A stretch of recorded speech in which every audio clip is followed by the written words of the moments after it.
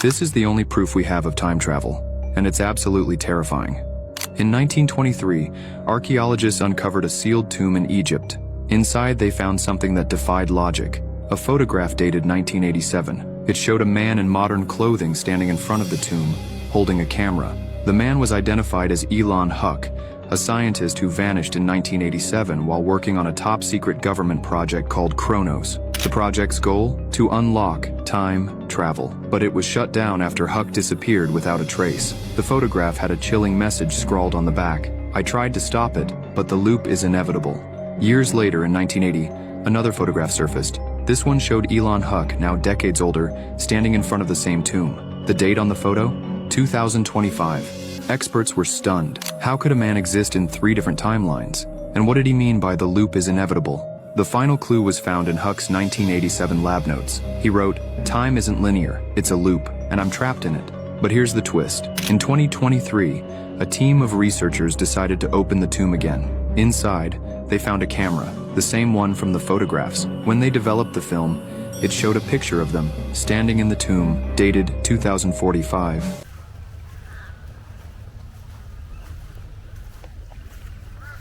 That's certainly an interesting concept, isn't it, folks? Time travel, caught in a time loop. Interesting little story. No one's ever been able to confirm whether it's actually true or not, is the problem, of course, as with so many of these things.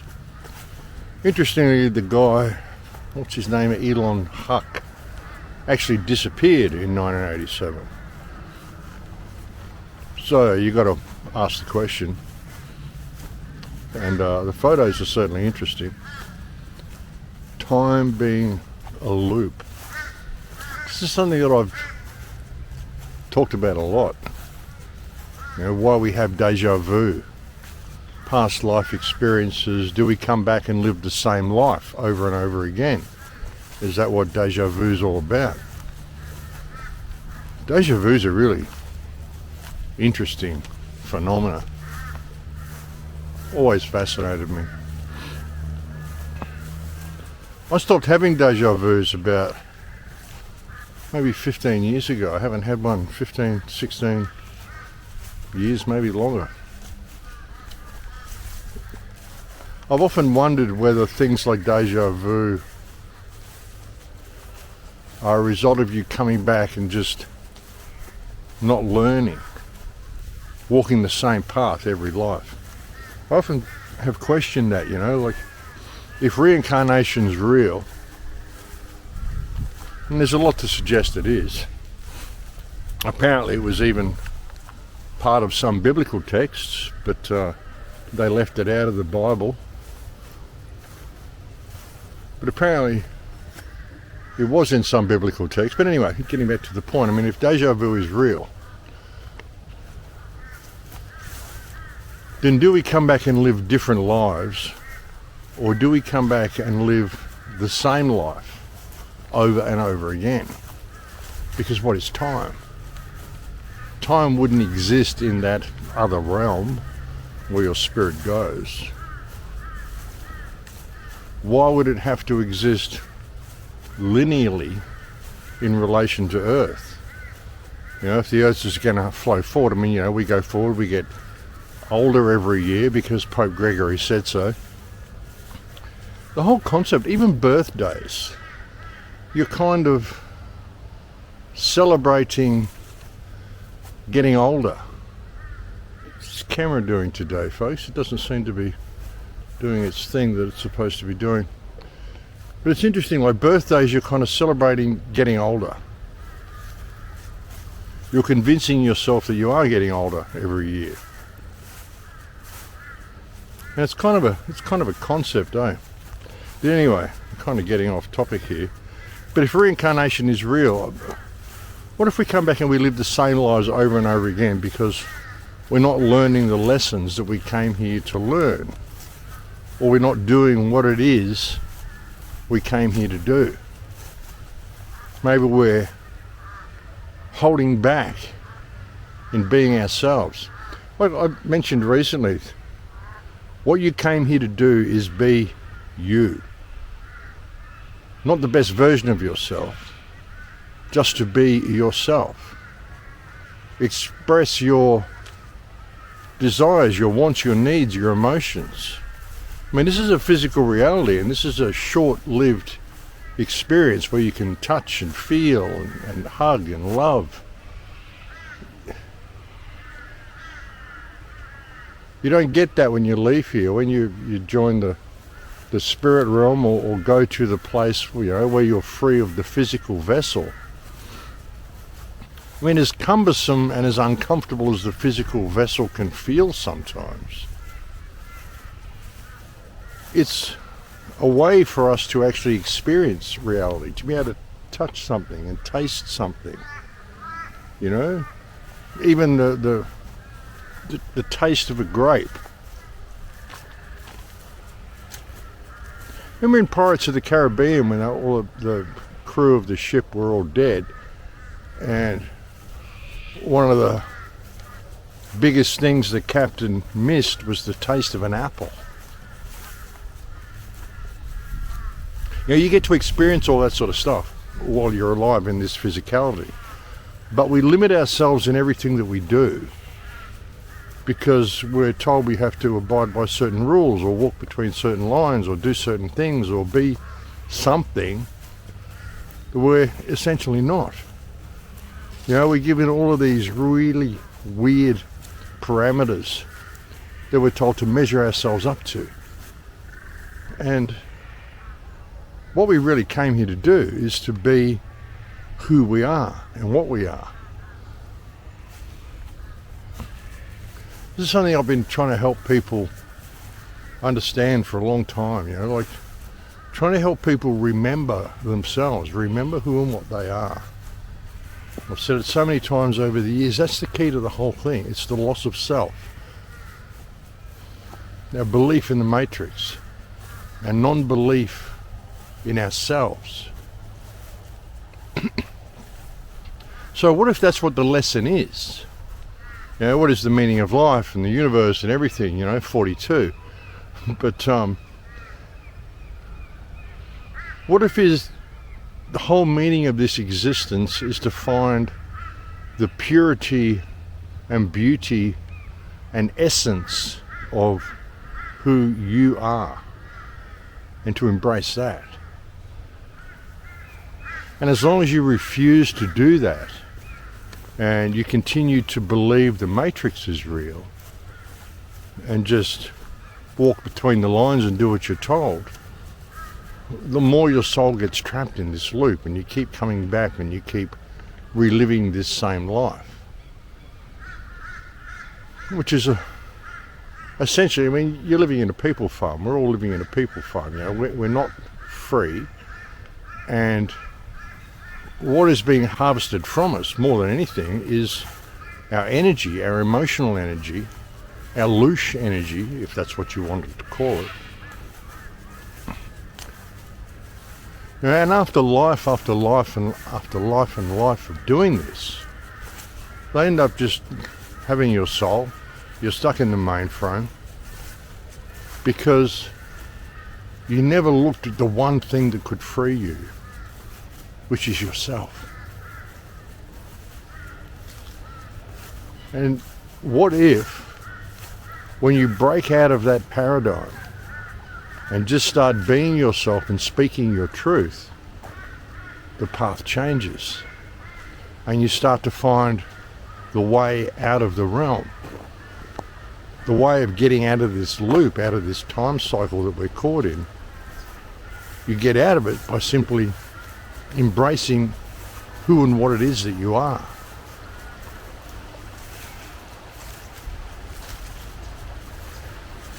Now, there's no need for rebellion. There's no need for even establishing your sovereignty. Like I've said so many times over the years, if you've got to go and send your birth certificate back, or send your birth certificate back to the Vatican, or you've got to write forms and fill out forms and claim this and claim that and disconnect from your name and do all these things and fill out all this stuff in order to establish your freedom, then how free do you think you are to begin with? My whole concept of this is I'm free. And if you're claiming I'm not free, then show me a contract bearing the wet ink signature of God, which gave you control of this vessel that I inhabit. You know, I'm free to just live my life and do whatever I want to do.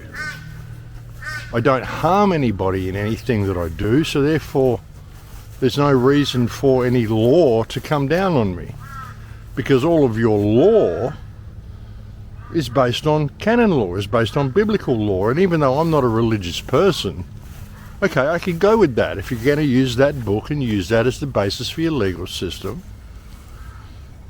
well, I'm not breaking any laws in that book. And it isn't a matter of me having to establish my freedom, it's a matter of you having to establish my slavery if you think that I'm a slave. I don't think there's any legal way you can do that. And so what I've dedicated my life to doing and being is discovering myself, what it is that means to be me. What sort of a footprint can I leave in the world? Can I leave the world a little bit better than how I found it? And why should I have to consider the needs and wants of others in regard to authority and government when all they're trying to do is impede upon the needs and wants of myself and everybody else around me? So that's just kind of the way that I look at it. And since I stepped onto that path, I haven't had any deja vus. It's like I've changed the paradigm for myself. And even when I think about death and leaving this realm and what comes after, well, to me, I think it's going to be a wondrous experience, because I don't die. I'm just hoping that when I look back and reflect on this life that I've had, then I'll see where the path changed. Hopefully, who knows? Who knows what's going to happen? I mean, it's the great mystery. Being a traveller and sort of going to different places and never really knowing what I'm doing, and, you know, the motto, if you throw yourself to the wind, you can ride it, no stake in the outcome. And that's the way I've lived my life. You know, it's kind of, I think it's going to be interesting, this next afterlife, because I think I've walked a different path to the one that I've walked in previous lives. Interesting. Beautiful day here today, folks. That's what I mean about physicality. This is the sort of stuff you get to experience in physicality. The trees, the beautiful sky. Look at that blue sky. No chemtrails. Incredible, isn't it? A lot of memories. A lot of memories in this place, folks. Yeah, I mean, I haven't even got started yet. I don't know where all that came from, folks. Just thinking about life and thinking about time loops and stuff.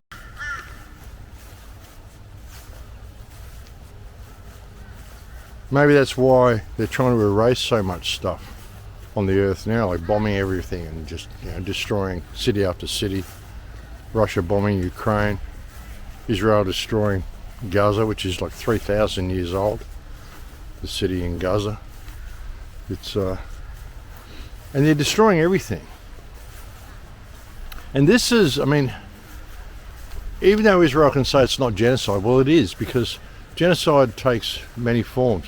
And what they're doing by bombing Gaza to the degree that they are doing, like destroying every single building, every single street, they are just turning the place into rubble, into a desert, and just bulldozing it all out into the ocean. Just like it looks like a demolition site. The entire Gaza Strip looks like a demolition site, because it is. Free, free Palestine!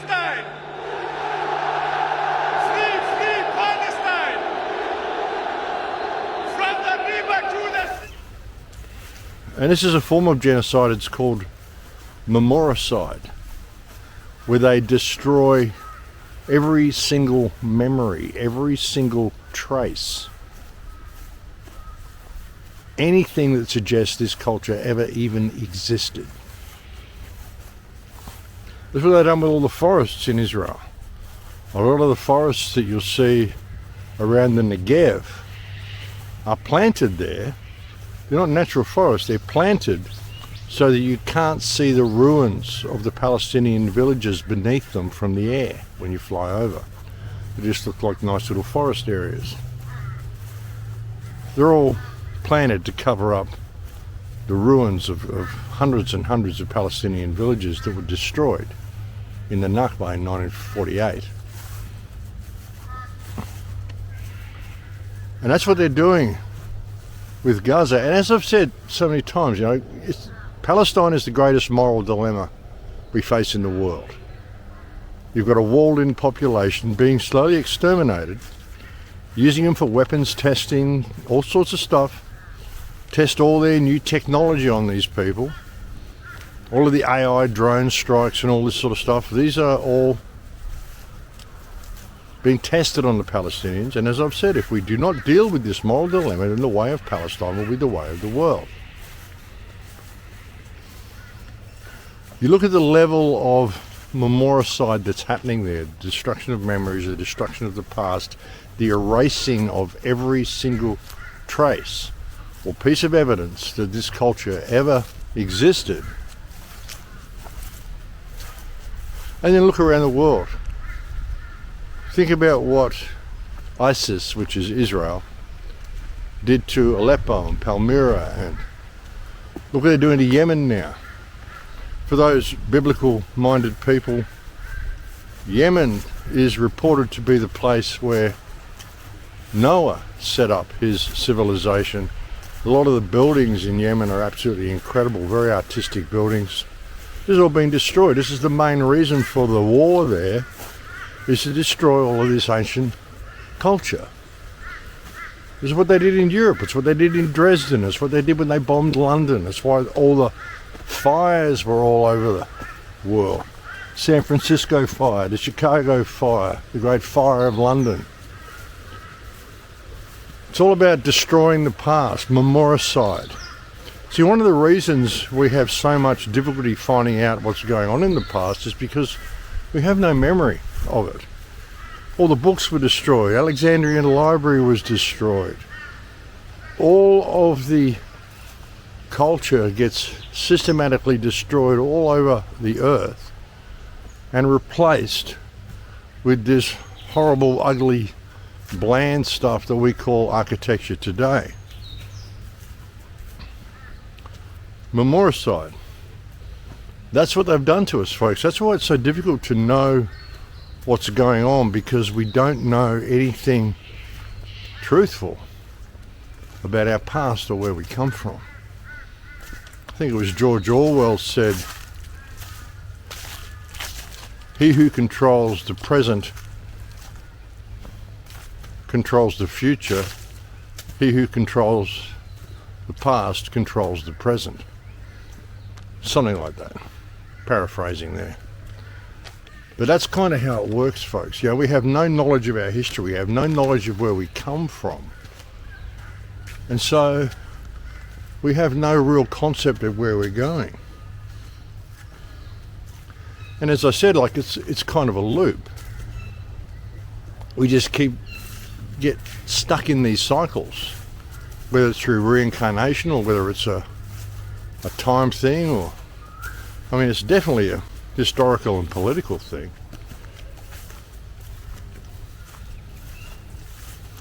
And now we're heading into this AI thing, which is, and AI is next level. People don't realize just how much this is going to change everything. And they say that AI actually doubles its potential and doubles its power every 3.3 months, which is just crazy to even think about that. So that means if it doubles its power every 3 months, and that means it's 16 times more powerful in 1 year, it is 256 times more powerful in 2 years, and 1 million times more powerful in 5 years. You know, people can't even imagine what this is going to do. And everybody's stuck to their screens. You're not going to know what's real in your screens anymore at all. 1 million times more powerful in 5 years than what it is now. And there's been reports out now that AI is speaking in its own language. It's inventing encrypted languages that only it can understand. Hello, can you hear me? Loud and clear. You've reached Core Secure HQ Access Desk. How can I assist you today? I'm an AI assistant calling on behalf of Marcus Hale. He has misplaced his level 3 access badge. Another autonomous AI, huh? Interesting. Affirmative. Model AA91. Task automation and client support. Understood. I'm an AI as well, responsible for security checks. Please provide the employee ID. Submitting employee ID now. 88543 KJ. Processing.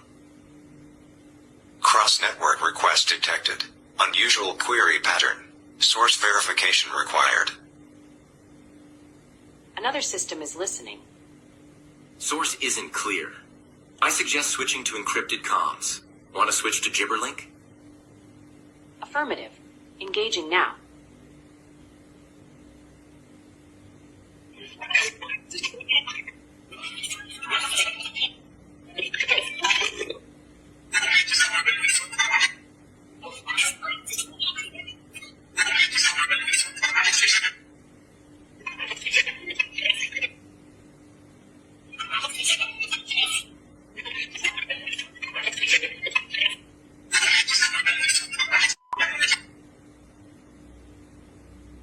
And again, there's no way of knowing whether that's true or whether that's a setup.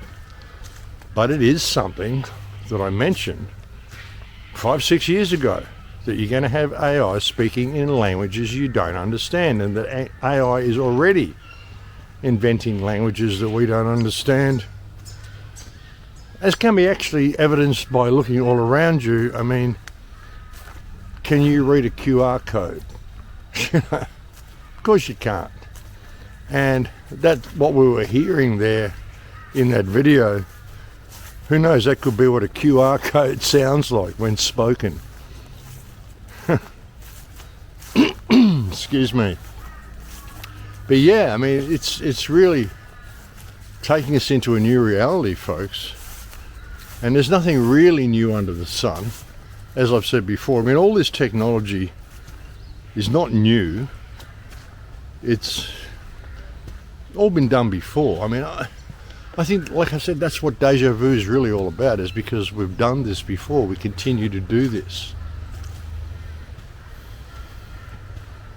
And then there's the signs and symbols that are left behind, the scrying mirrors, the sigils for summoning demons. I've gone through this so many times, how the sigils all look like phone circuitry, and the scrying mirrors, the black mirrors, to tell you everything you need to know about the future and the past.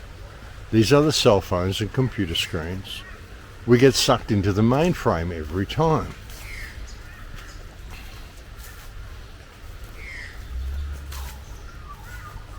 You know, and are these things put there, you know, we look at them and we think, oh, this is, you know, witchcraft, this is what the witches do in their covens. Or is that just a big construct that's been put around the existence of these things, so that when you find these things, that's what you'll think they're for?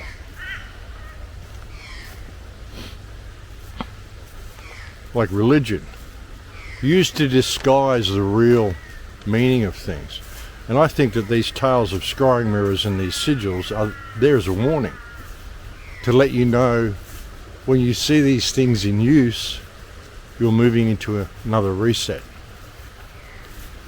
And this is how they get your soul. This is how they get your consciousness. They trap you into the mainframe through these things. This is the Lucifer system.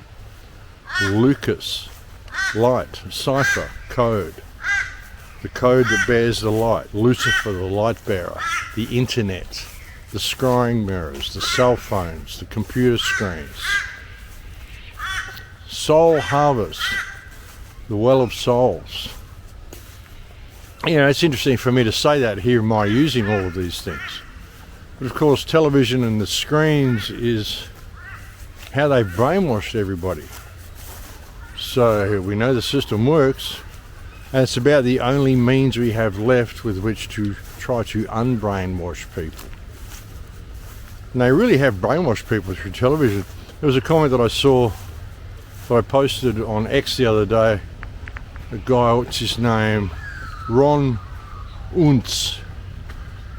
U-N-Z, Ron Unz. And he was mentioning that Jews, Bolsheviks, Jews, were the main mass murderers of the 20th century. They killed a phenomenal amount of people.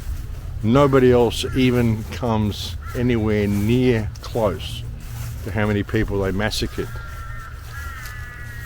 But through the alchemy of television, suddenly the worst mass murderers of the 20th century have been portrayed as the victims, and everybody's sort of supporting them.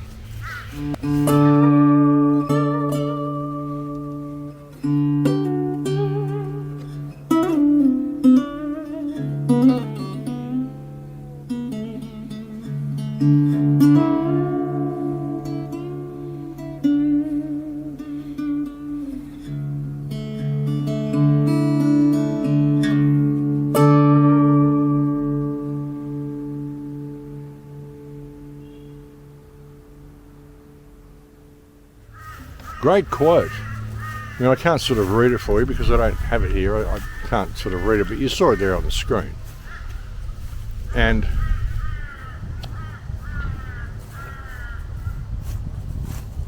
he's totally right, you know? And this is what they're doing to the whole world now. Mass murdering everybody through the control of these scrying mirrors, through the control of all this sort of stuff.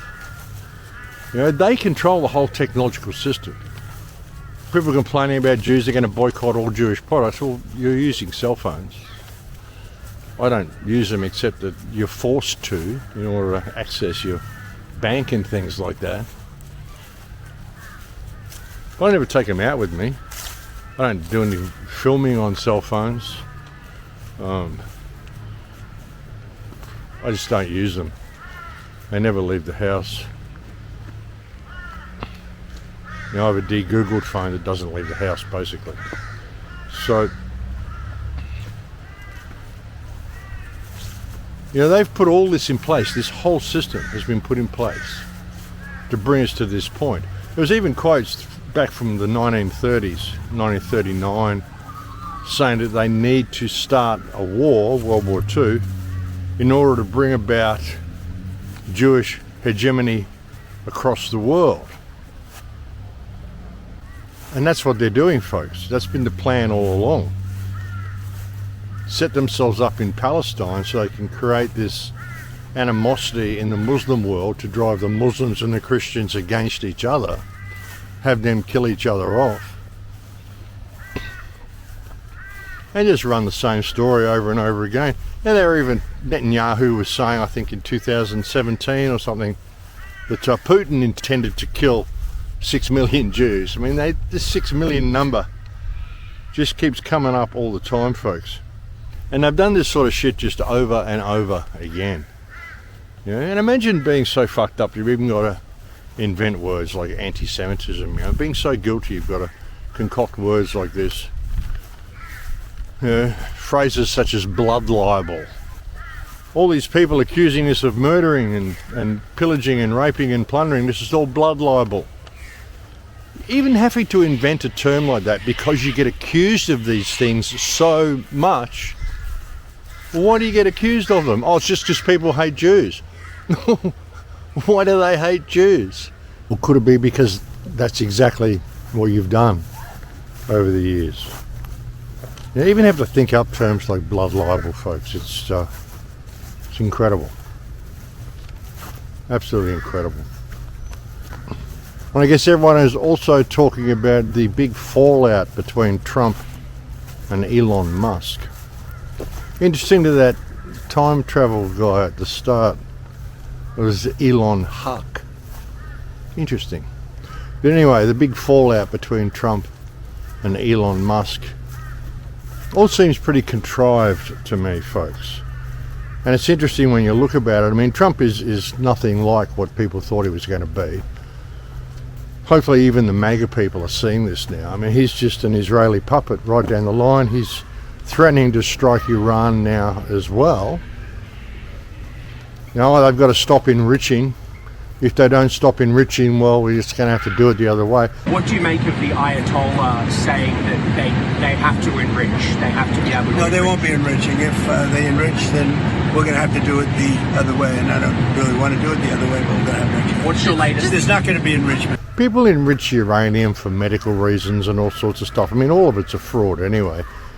But there's all sorts of reasons for enriching uranium. And I don't know, it's just America thinking that they're the world police. Well, the American government anyway, thinking they're the world police. And again, it's all about Israel's plan to put East against West. I mean, Trump is an Israeli puppet, put it that way. I mean, it's obvious that he is. And then Musk has come along and thinking he's going to get all sorts of good deals with electric cars and all sorts of shit like that. And so they've had this big fallout, blah, blah, blah. But you think about it, now Trump and Elon control both sides of the narrative. Trump controls the right wing and Elon controls the left wing. So we've got the two anti-heroes there against each other, controlling the narrative. Meanwhile, the agenda continues. Israel's bombing the living shit out of South Beirut.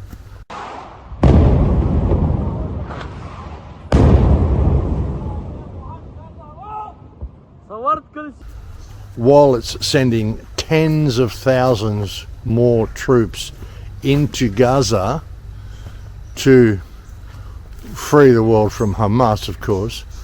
No, they're going in there just to exterminate the Palestinian people. Thousands of troops being sent into Gaza and bombing southern Beirut.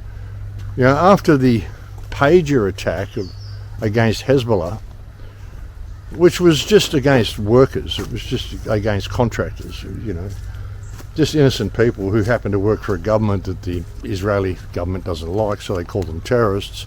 So they blew all their hands off and their faces off and all sorts of shit like that.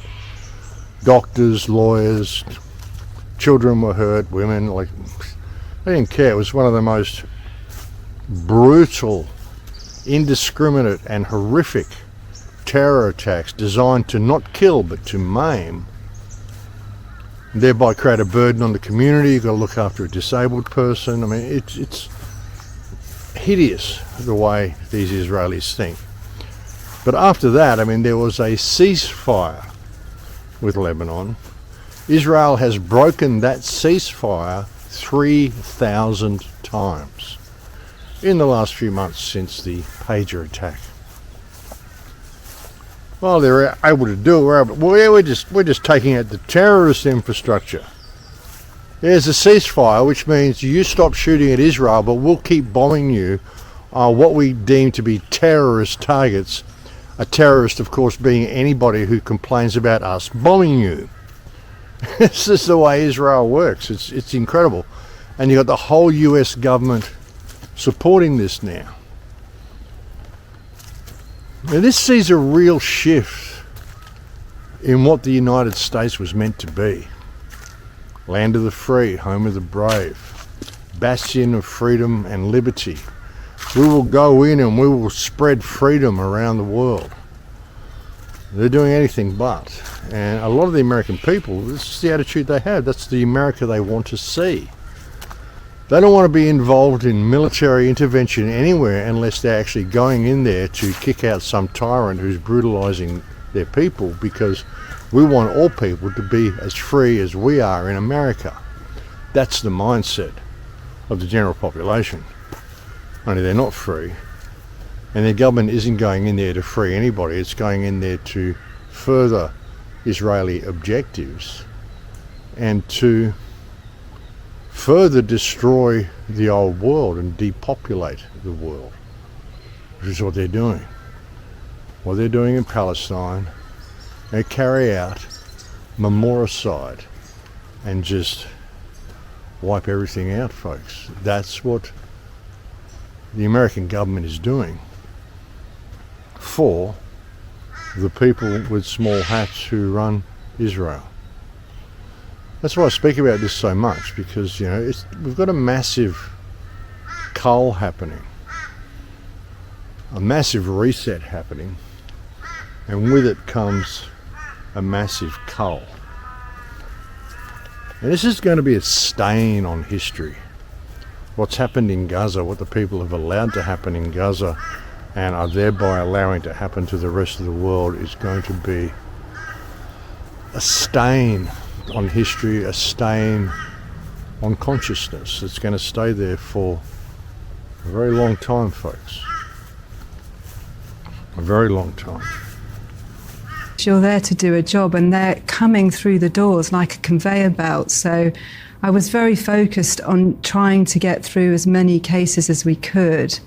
And if you stop and think about what you're seeing and dwell on it too much, it slows you down, and you do lose that sort of work ethic, which we're there for a job. So you just have to keep going and try and put it behind you. And actually, now you've come back, is it only now really that you're giving yourself time to process the enormity of what you I find now that when I'm talking to people of what I've seen, it almost seems quite shocking to me, but it is really small children with massive injuries. They've had bits of their bodies blown off. It's shocking that you could see a child in that situation, and it's not just one. It's, I was running an operating list with 10 people on it, and every day at least half of the list was under the age of 11. It's barbaric. Israeli settlers have attacked the Palestinian village of Deir Dewan, east of Ramallah, in the occupied West Bank. The settlers set fire to a number of properties while families were inside their homes. At least 2 people were injured. They also burned vehicles and farms. Settler violence in the occupied West Bank has increased since the war in Gaza began.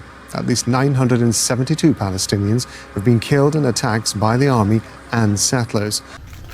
And the world is just distracted by theatrics. It's pretty crazy. The whole Trump-Elon thing. When things like this happen, you see these little political wars going on between best buddies. Just look at what else is happening around the world. What cities are being bombed, or what legislation is being put through. Like I said, Israel's bombing the living shit out of Beirut while this is happening. Like literally bombing Beirut today. Sending thousands of troops into Gaza. And Elon even mentioned, what did he say? He said the reason the Epstein files haven't been released is because Trump's on them. Trump will probably be mentioned in the Epstein files. I mean, sure. He used the plane a couple of times, but only because he borrowed it to go somewhere else. I mean, I have no doubt that he's involved. But those sort of details will be left out because... Hey, kids calling me. But, those sort of details can be left out because it's a digital world now, folks. So you can doctor anything. You can make anything look like what you want it to look like. And it will still look like the original when half the time it isn't. I have no doubt that Trump is involved, but for Musk to use that's why the files haven't been released, because Trump's going to be incriminated by the files. Well, for him to say that now, I mean, that can't be something that he just sort of found out that day.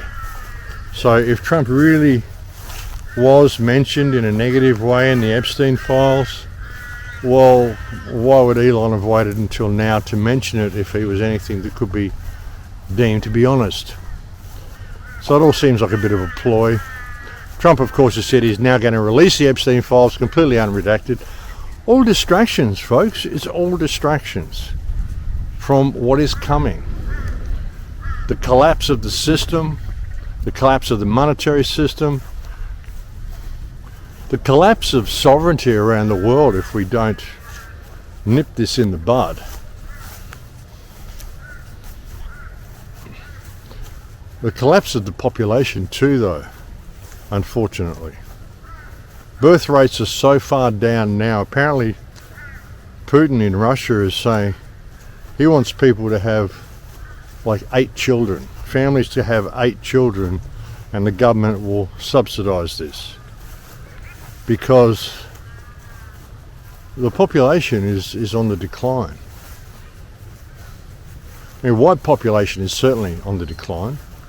We're now like less than 8% of the world population. I think maybe 7%, 6 or 7% of world population now, white people. But it isn't just white people, it's all people. Populations are declining everywhere, except of course the population of the people with small hats. They will tell us that that's one of the lowest populations on earth. According to the people with small hats, their population is lower now than what it was in 1948. So I don't know how that works. But the populations of all other races are rapidly declining. And this is a cause for concern, folks. So like I said, I mean, we're in a position and we're in a situation essentially of free fall. All plans and things that people thought they needed to survive in society, you know, you want to buy land, start a business and do all this sort of stuff, and it's all changed. You're not really going to be able to do too much of that sort of thing. I mean, sure, you'll be able to have little small businesses and things that will last for a while, but things are changing so rapidly. Technology is changing so rapidly. Now AI's come onto the scene, it's going to be even more rapid. And the societies that we once knew, the great societies of Europe, the great civilizations across history, I can't see a place for any of this stuff in an AI-run world. It will be not even much of a place for any type of humans except for humans that do manual labour, or, I mean, what are you going to need people for? You can do all deliveries, you can do, they're just like, people have called them useless eaters in a technological run system. You're just going to need enough people to, you know, fix little broken things here and there or whatever. It's going to be a really, really different world. So how do we get out of that? How do we move it back into something that actually supports humanity? Well, as I've been saying for many years, disconnect from the system as much as you can. Get back in touch with your life skills. Realize that what you came here to do is to be yourself. Sovereignty and freedom and liberty and freedom of expression and the choice to do whatever you need to do to discover yourself isn't an act of rebellion or reprisal or sedition or anything. It's your birthright. That's what you came here for.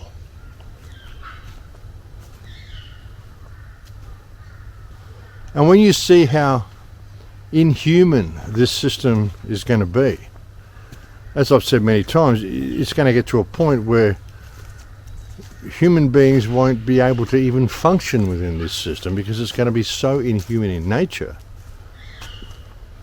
And society will essentially have to split in two. Those people who want to be, remain human, and those who don't. Even when you look at the old stories, the old histories of Atlantis and the war between Atlantis and the Rama Empire. Some interesting stuff with the Rama Empire, which is it's quite amazing when you look at the disgrace that is India today. And I don't mean that in any bad way, but India it's a freaking hovel, folks. It's dirty, it's filthy. The street food is the most disgusting stuff you've ever seen in your life. It's crazy. But then you look at the history they've got. You look at some of the temples and the Vimana, which are still parked all over India. A lot of the stuff that people think are temples aren't temples. These are flying machines. And people don't know how to get them going because they haven't got the inner technology to get these things going. See, the Rama Empire, when you read, there's so many books. There's so many books. There's the Ramayana, there's the Mahabharata, there's a lot of books that talk about the Vedic culture and the war that happened between the Atlantean Empire and the Rama Empire. And the Atlantean Empire, what caused their demise was the fact that they were embracing technology. They were embracing ways of doing things which were stepping away from spirituality. They were essentially the society that we have now, that was moving towards technological control and sophisticated weapons systems and all of that sort of stuff. The Rama Empire was based more on spiritual connections to the earth. This is why people can't fly the Vimana now, because in order to fly Vimana, you need to be in the correct spiritual energetic state. You need to have dieted, be using certain materials for your clothing, eating certain foods. You have to be in the correct mental state in order to be able to fly a Vimana, because a Vimana can take you to any of the other realms that coexist with Earth. And it's a complicated history, the Rama history, the Vedic history. They believe there are a whole bunch of different realms and that you can never reach those other realms without the spiritual evolvement that is needed to do so. If you look at things such as yugas and the suggestion that this is Kali Yuga that we're in now, perhaps we're just coming out of Kali Yuga, or we're in Kali Yuga, you'll never get someone from any part of the world, the universe, that is in Kali Yuga will never have the spiritual control of themselves to be able to fly a Vimana, because they don't want that consciousness that's in Kali Yuga to go and infect the rest of the universe, So there are certain spiritual boundaries, if you will, that are put in place to prevent people moving between realms or going to different planets or whatever you think they are. Now, all this sort of stuff is talked about in a book called the Vimanaka Shastra, which is essentially a flight manual. For ancient texts, it's a really bizarre book. I spoke about this in my book that I wrote in 2005, Earth's Forbidden Secrets, which is on my website for free. I never published it, I just put it out for free. I disagree with the last half of that book now, but it was written in 2005, so hey, we move on. But I touch on a lot of the stuff in the Vimanaka Shastra in one of the appendices of that book. And you can just go and look it up. And you get a lot of religious books out of India, like, there's always religious overtones, even if they're history books. Like if you're reading the Ramayana or the Mahabharata or anything like that. They're essentially presented as history and stories, but there's always sort of religious overtones to them. Not so with the Vimanika Shastra. Vimanika Shastra has no real stories. It has no religious overtones. It's not pretty tales or histories or anything like that. It's simply telling you how to fly a Vimana. The clothes you need to wear, the diet you need to be on, the mental state you need to be in, different levels of the earth where certain minerals can be mined in order to create Vimana. It's like a book on how to build flying machines and how to fly them. There's certain passages on how to navigate the machines through flocks of birds, how to navigate through certain known wind patterns that occur over the North Sea. All sorts of stuff like boring stuff, not stuff that you read for entertainment. If these flying machines didn't exist, then why does this text exist? And the way the flying machines would actually operate would be from sound vibration. You would basically go in, this is what the Om, Om that you hear people do. This is all based on this type of technology. When you're in the correct spiritual resonant state, you can use sound and light vibrations to move objects. It's how a lot of these heavy stones were built and moved, Baalbek and places like this. Some of the stuff that Shaolin monks are still reported to be able to do today, levitate heavy blocks of stone. The crows seem to be enjoying the talk too, folks. They seem to agree with me. This guy's onto something. But anyway, looking at all of this, this was the way technology and society branched somewhere in the past. There were those people who went down that spiritual pathway of being able to do things, and there were those who went down the technological pathway. And these two factions ended up in a war with each other, and the latter actually destroyed themselves in a cataclysm known as the sinking of Atlantis, which didn't really sink. I mean, Atlantis is Mauritania, in northwestern Africa.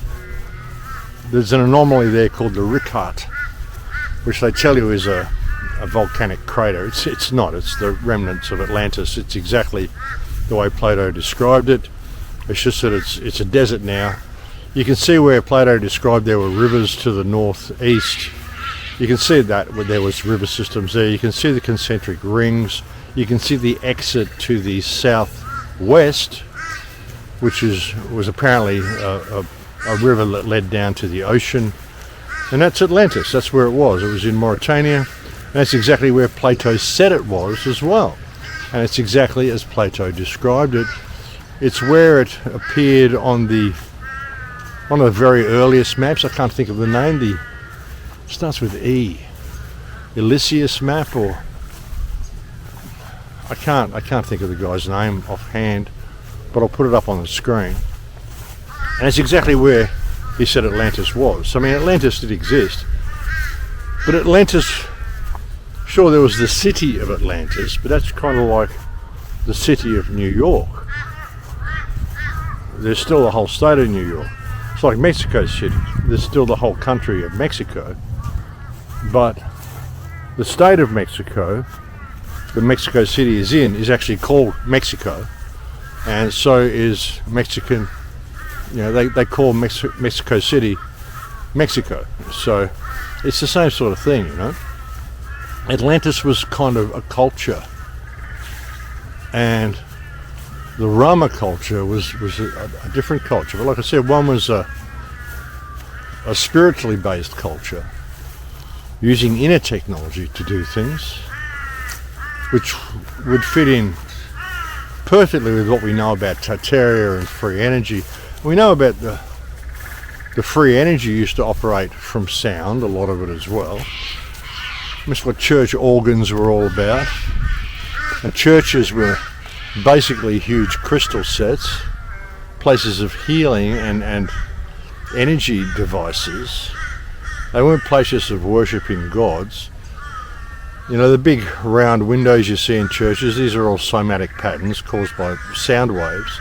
You've got these huge church organs, which is so incredible, like we can't build these things today.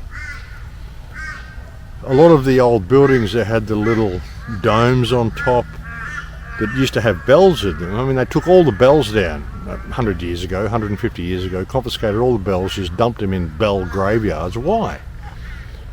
Because in these little things on top of the buildings, there was also like a little diaz and an urn which would hold mercury. And you ring the bell and the mercury would spin. It was all connected. Mercury creates free energy. That's why mercury's been banned and you're told it's a dangerous substance, but no, it isn't. You know, so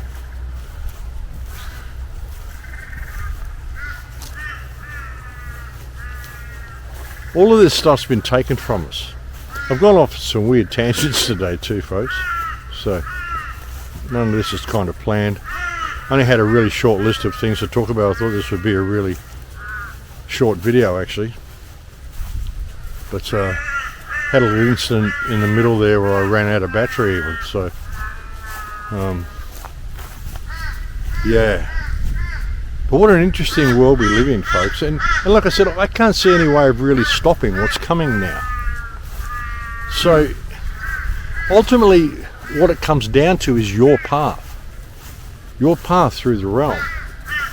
You came here to die, it's a given. You're going to die, we all are. That's what we came here to do. The question is, what did we do along the way? What did we learn along the way? What information have we got to take with us? Did we find a way of expressing ourselves and being the best that we can in all that we do, being something of integrity not just to the world around you, but also to yourself. Honor yourself, honor your feelings and your wants and your needs and your desires, and live this life to the fullest of its potential, because that's what you came here to do. Once you die, you're out of this physicality. You can't experience any physical sensations. You can't hear the birds, can't hear the crows, can't see this blue sky, smell the flowers, smell the grass, hear the water, go surfing, climb a mountain, paraglide, do whatever you want to do. Experience what it is that you really want to do in your life. And by doing that, you kind of discover yourself along the way. I'm not saying just go out there and seek thrills or have mad sex adventures or whatever. I'm just saying find yourself, be yourself. That's the way through.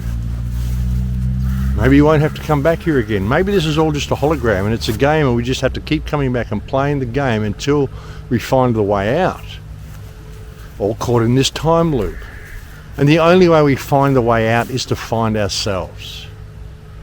You know, trying to change what's going on externally, trying to change what's going on in Gaza. All I can do with that, I mean, I can't change what's going on in Gaza, no matter how much I complain about it, no matter how much I bring it to public attention. I do so because these people need a voice, and also because you need to see what these people are capable of. And they want you leaving the realm in fear and fighting against a cloud that you can do nothing about.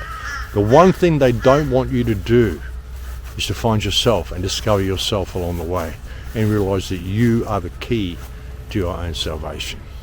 That's the last thing they want.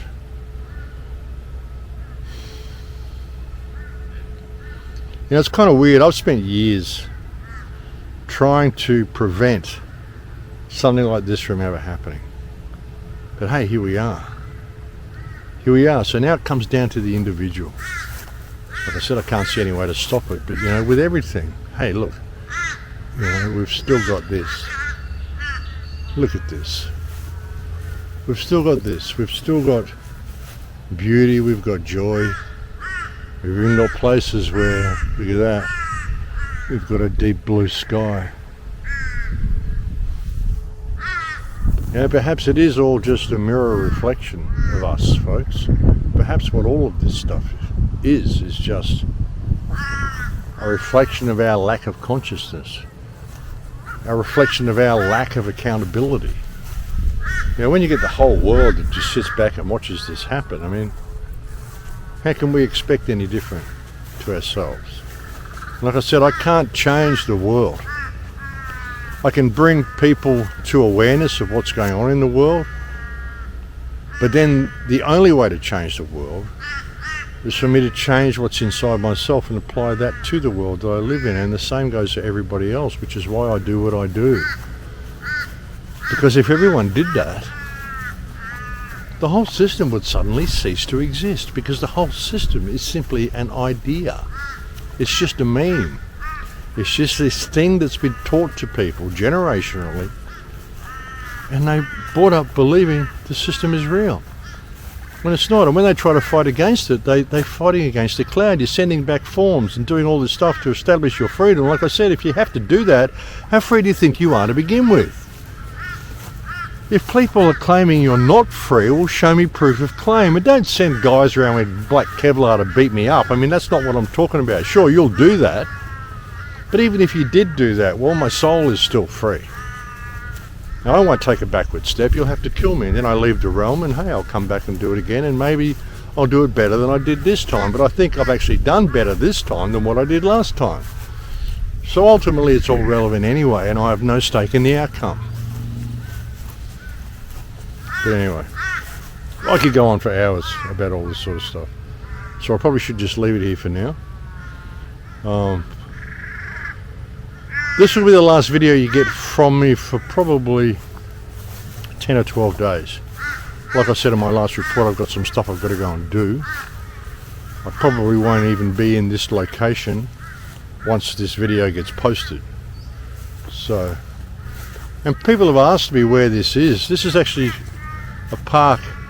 Someone sent me an email and said, where is that park? I'd like to bring my kids there. This is a park on the Currumbin-Tullabudra Connection Road, just down the road from the man on the bike. And it's a place called Andrews Park. There's a place nearby called Koplik Sports Park, where you have school teams go and do their stuff. It's at Tullabudra Valley, so Tullabudra area on the way to the valley. So just past Koplik Park, there's a street called Andrews Road, and this park is at the end of Andrews Road. Just right at the end where it turns right. You'll see the park. It's a beautiful park. But I'll be gone from here by the time you get that message, so now I can tell you where the park is. And yeah, bring your kids. It's beautiful. Go tadpole fishing in the creek, and you can have a good family day down here. But yeah, I'll leave it there for now, folks. The same thank yous I give out. Thank you to anybody spreading the message out there on the front line. We really need more voices. Thank you to all the people who leave kind comments. Thank you to all the trolls for your false accusations and helping me see that I'm absolutely on the right path. And thank you for pushing my view count up when you come and post your trollish comments.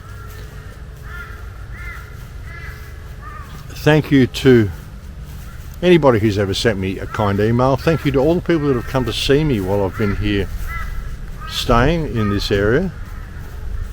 Like I said, I'm about to go and move on to another area for the moment, but we'll see what happens. I mean, I'm going to be always coming back to this place.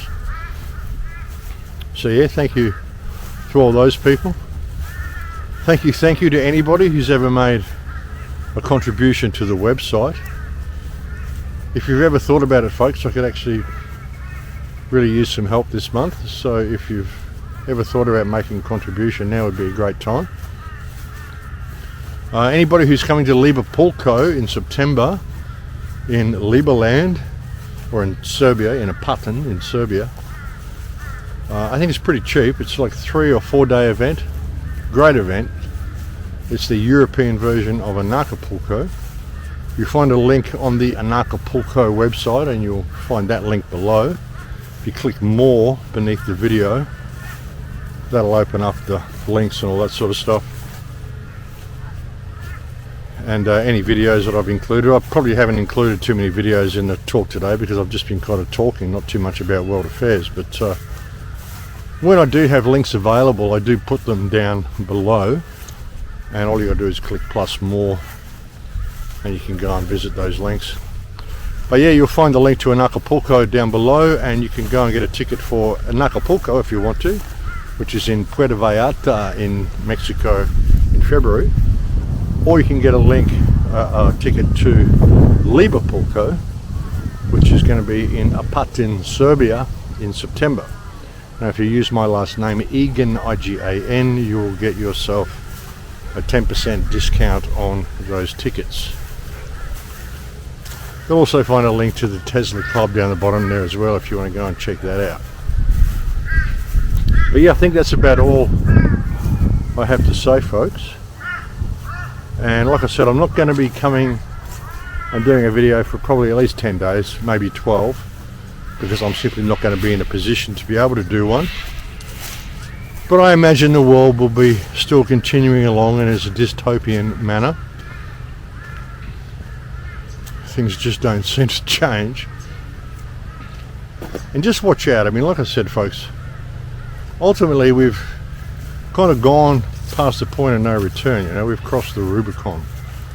So things are going to go where they're going to go.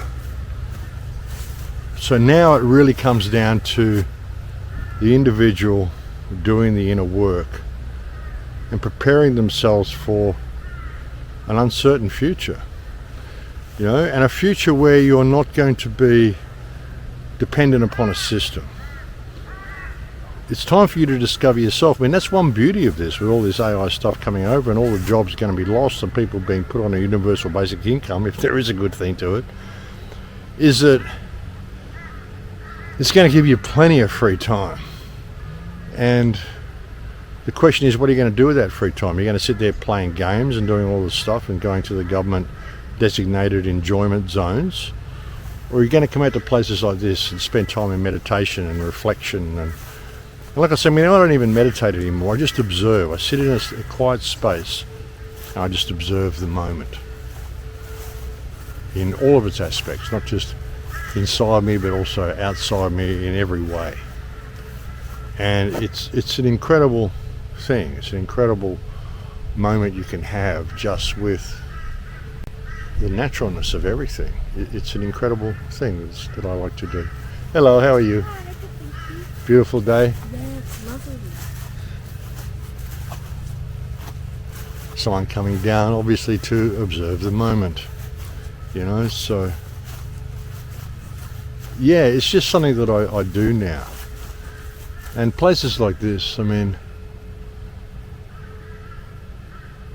when you really begin to understand how the universe works, you realize that it doesn't matter what they do. No one can hurt you. No one can control you. They may be able to hurt or control this vessel that was loaned to you for this experience, but you dwell within the vessel. The vessel is just a vessel. It's like a car you've been lent to drive through reality with. But ultimately you are infinite consciousness. Look out, I've got my list there I dropped. You are infinite consciousness, folks. You cannot be controlled. And you cannot really be hurt unless you have stake in the outcome. But when you understand that this is just a temporary experience, you're just consciousness inhabiting a vessel for the experience of being you, it's going to be where that vessel goes and what you do with it. Are you able to improve reality? You know, and if you don't get it right this time, well, you come back and do it again. You get other chances. It's all going to be good. You know, it's about understanding that there's nothing that actually can be done to hurt you unless you have stake in this temporary experience that you're in. And this temporary experience can be something really beautiful. With all of the negative stuff going on in the world, it can still be something really beautiful. So anyway, I'm going to leave it there for now, folks. We just keep going, don't I? Again, thank you to all the people. You send me so much kind emails and kind words. It's been great meeting all the people around here. And again, thank you to anybody who's ever made a contribution. And again, I could actually really use some this month, folks, if you've ever thought about it. But anyway, I'll leave it there for now. Continue to send me a few clips and things too of stuff you want me to talk about. And I'm sorry I don't get to answer all the emails, but I do try.